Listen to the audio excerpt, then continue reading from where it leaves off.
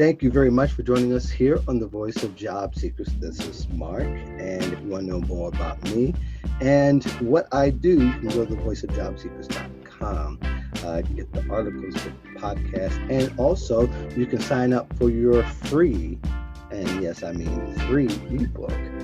It is now well over 100 pages long. This year is 421 ways. Thank you for joining me for the last I can't episode even say it of the right Voice now. of Job Seekers podcast. 421 modern job search tips. If you found this year challenging, this is actually the dumbfounding, 4th edition of chaotic year like the rest of us, and so if you but we want continue to get a pound the copy, negativity to there's the a ground, lot right? of content If this is your first time joining me on the and I podcast, keep it welcome. modern, and I think If it's only you right to regularly say it's modern listen, that you update welcome it, back. right? If you want to know So, about me, more about me, and if you what have I any do, questions, go to feel free to contact me. You can thevoiceofjobseekers.com, always of course. go to It's official. thevoiceofjobseekers.com, My press the right updated button, 421 and Modern you'll be Job able to Search leave me a Tips voicemail, or you can 2021 text is published. text You can find the or link to the call me ebook at in the show notes, or just go to the blog 708-365-9822. and You can find also the free email me guide at tab to mark@thevoiceofjobseekers.com. download the book from there.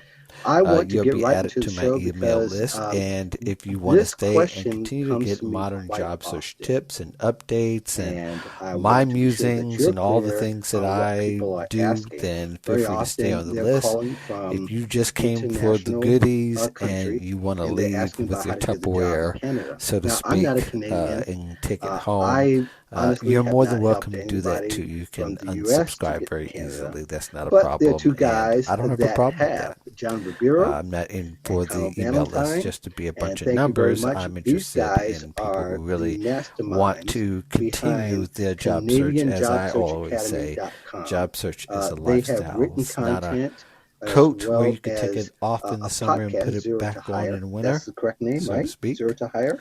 It is something Yeah, that we've you're going to be changed doing it. for Yeah, the we've rest of your changed it a little life. bit. It's now just the And Canadian you'll Job have Search podcast. Yeah, no, we just aligned it. That's opportunities right. You just without changed it. So experiencing catch too them on long their of a job podcast. loss.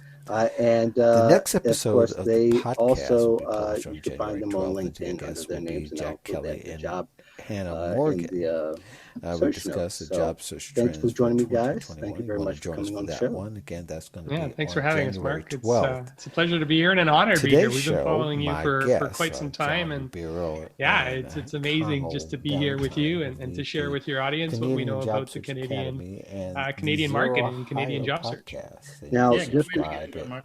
at yes, any of your and favorite podcasts we've talked for a long directories. time I for the past often 2, get the 3, 4 question years, about however it's finding been. jobs in Canada But from other for international time on, countries. time So off.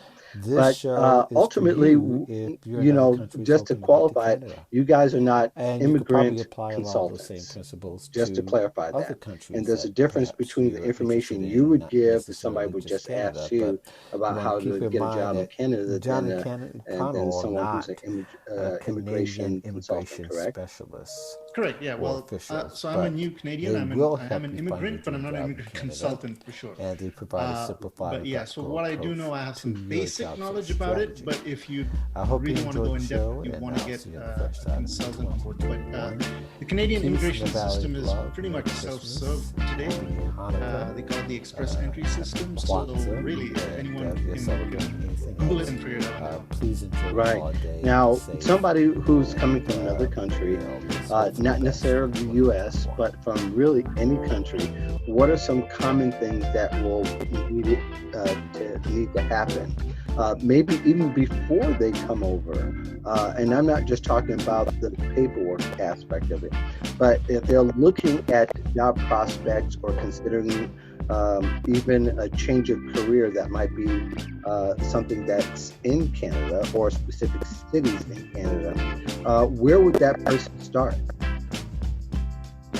Right. So we'll quickly cover off the paperwork stuff because a lot of people, especially from that side of the world, need to know this. A lot of people come from Asia and the Middle East. India is one of the leading countries coming to Canada now as well. Mm-hmm. And the misconception is that usually people, when they get jobs outside of their own countries, it's usually, let's say, in the Middle East, where there's this where the work permit comes first, right? So that's why people have this tendency to believe that when coming to Canada, the job offer can come first.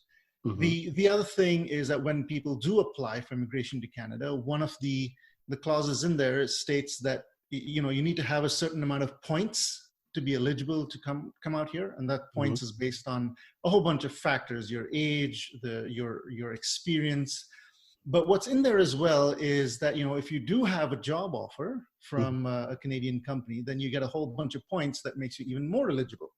So unfortunately, this leads people down a path where they believe that they can get a job offer in Canada first and then move out here.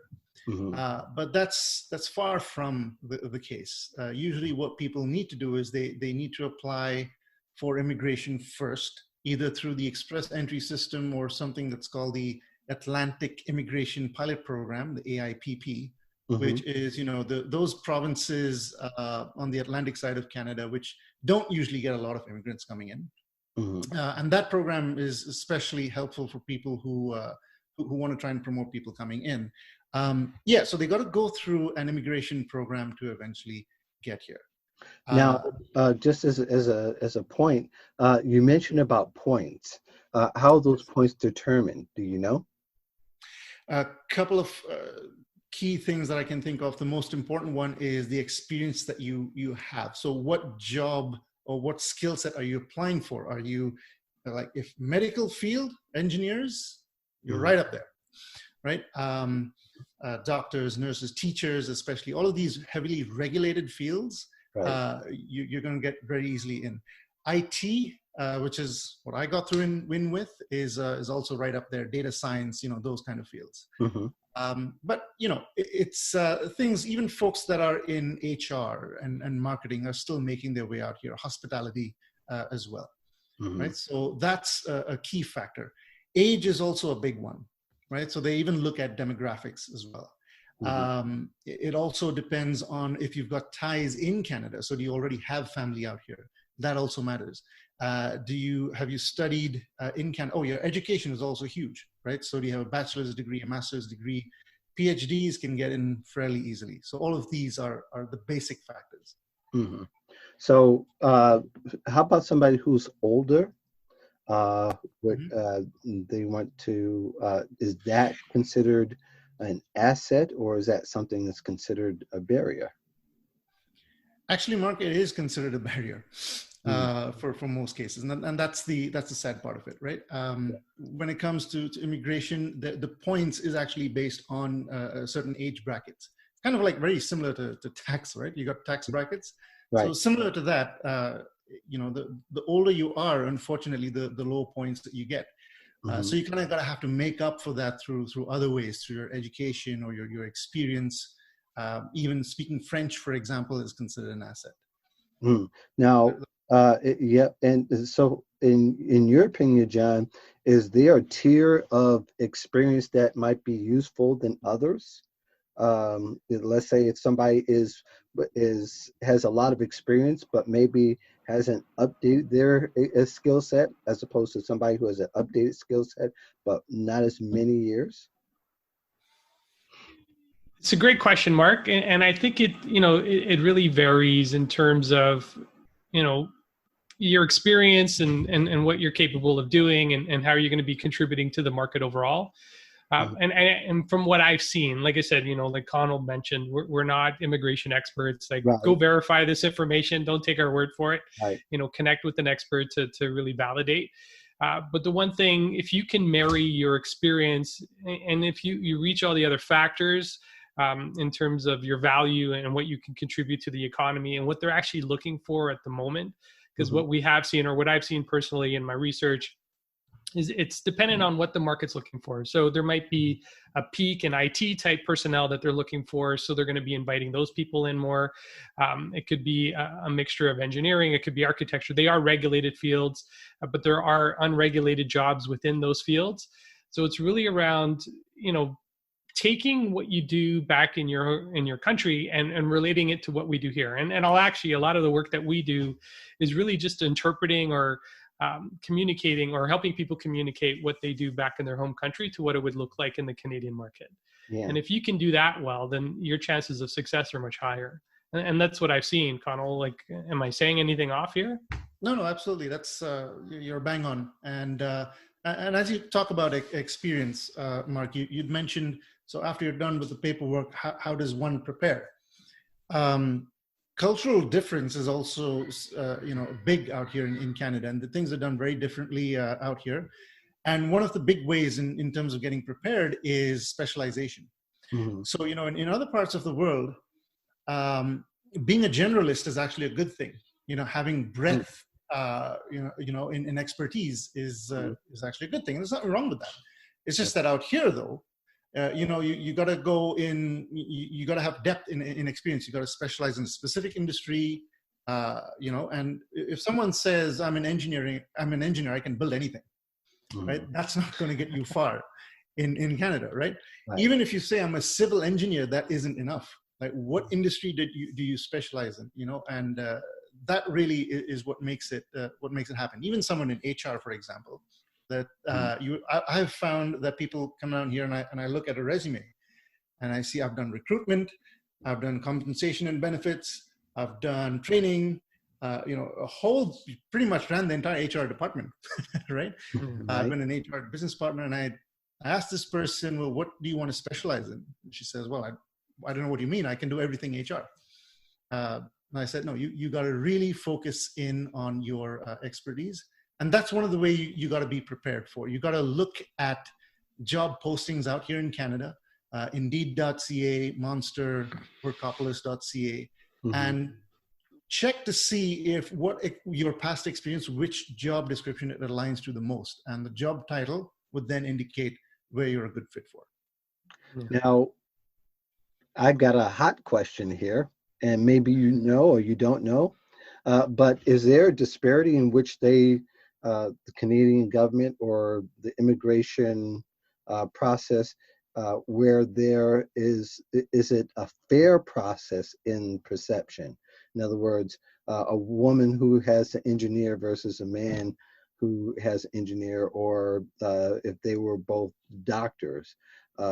Has there traditionally been disparity, or is there is it equally processed and screened? Actually, go ahead, Connell. No, so from what I remember back in 2015, and even from anything that I've read today, there's no real gender bias when it comes to the immigration system. Okay.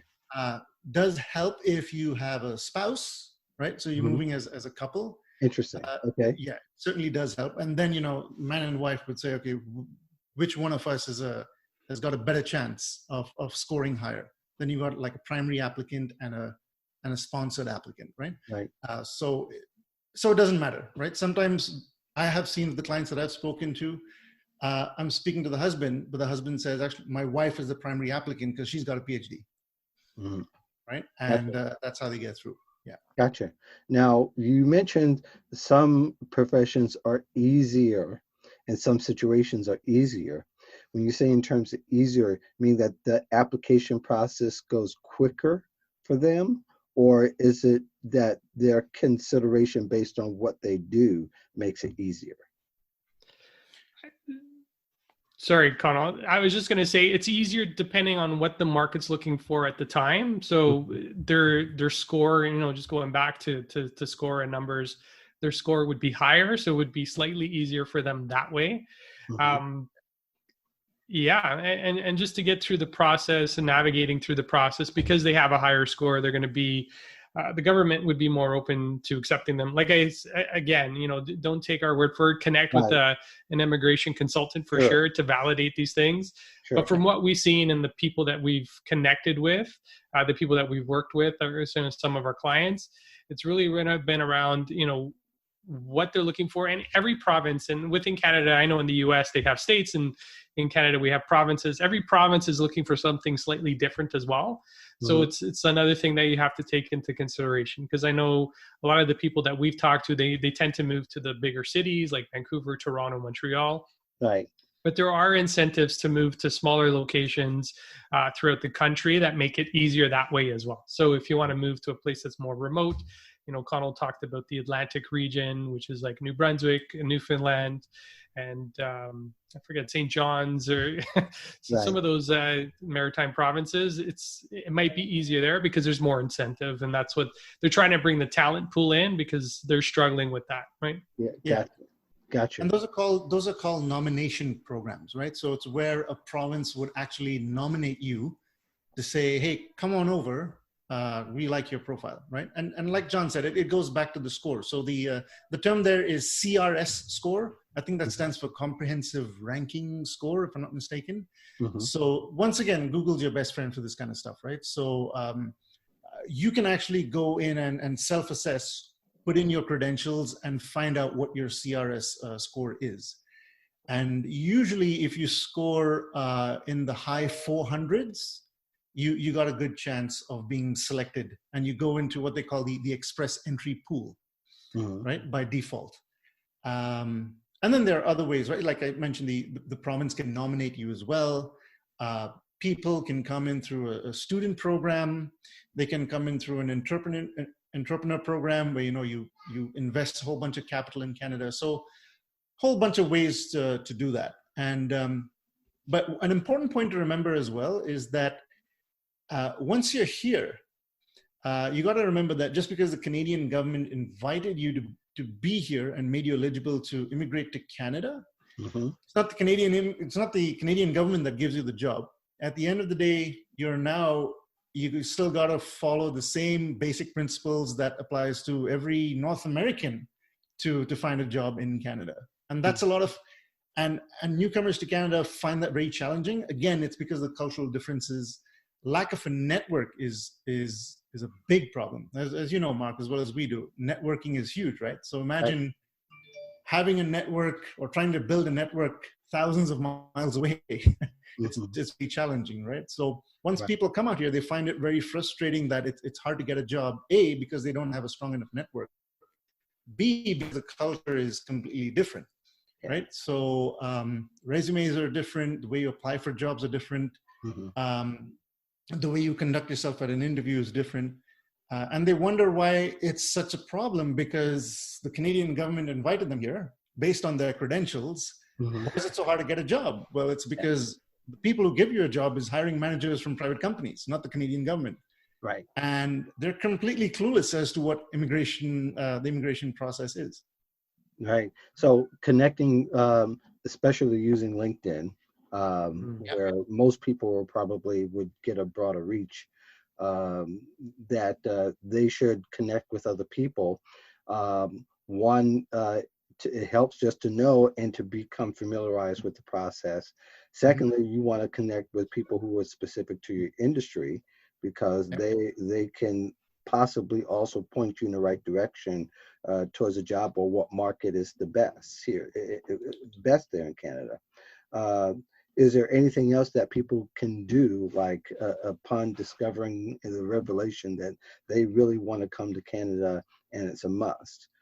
Is there anything else? They have to do two things. They have to apply to a job and apply for immigration approval.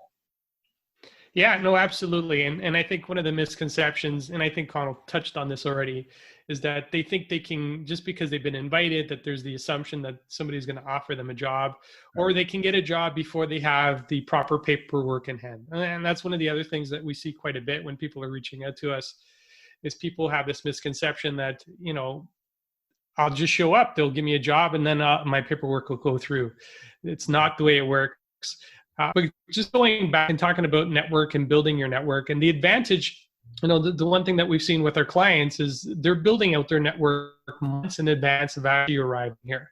And I know this is part of Connell's success story as well, is, do the work before you need to do the work, or do the work before it's required before you show up in Canada. Because by the time you get here, and what we've seen is people get so inundated with the move itself and settling in and, setting up like bank accounts and moving into rental apartments or buying homes or whatever. That can take a big part of the journey. And that's a big part of work. It's a big work, especially when you have a family and you're shifting an entire family to come over.